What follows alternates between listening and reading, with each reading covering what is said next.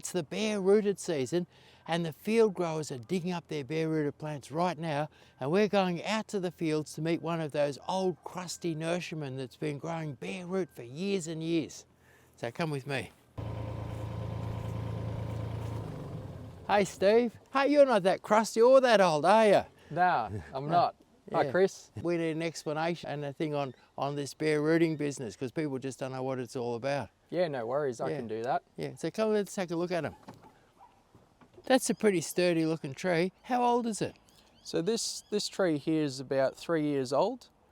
So it's a fruiting cherry called Stella, and it's grafted onto a strong rootstock called Prunus F12, also called Mazzard. So we grow the rootstock from a root cutting. That takes about a year. They grow roughly this tall.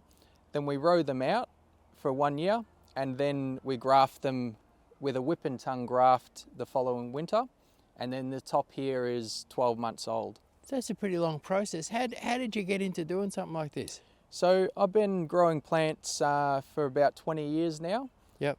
So I started working, left school at 15 and started working for my dad at his nursery. And then when I was 21, I started Nishiki. And you've got an awful lot of trees here now. We do. Yeah. So thousands.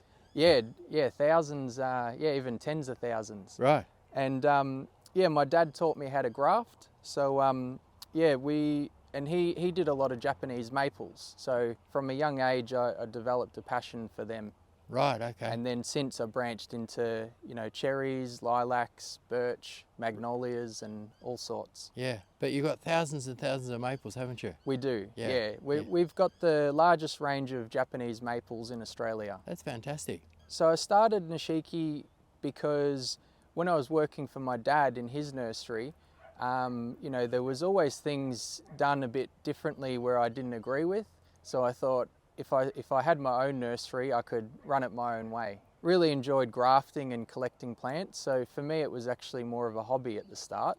And then, making money out of it just came as a byproduct. Right, okay. So loving plants was the number one thing. Yeah, for sure. Yeah, cool. I think it's really important to enjoy what you do. Yeah. As the main objective. Right. So why would somebody buy something like that? So buying bare-rooted is really good because it's field grown, so they're nice and healthy. They've got a good root system, and you can buy bulk amounts too. If you need 20, 30 or 40 trees for your garden, bare-rooted's the way to go. Right, okay. And how do they go, taking off in spring? Really good. It all comes down to how you treat them. So you need to prune the roots, prune off any damaged roots, and you also need to prune the top to help with transplant shock. So we recommend you take off about 1/3 to half the tree, which seems like a fair bit, but when you buy it, the person in the nursery will explain that as well. So we're in the bare-rooted season now. The growers are digging their plants. We're taking them into the nursery and we're putting them up on sale. And over the next few weeks, we'll get quite a big range of bare-root in there. So if you're planning a gardening project, it could be an avenue, a screen, whatever it is, now's a great time to get in and do your gardening project and pick up on the savings and the great big plants that you get nice and cheap bare-rooted. So get bare-rooted.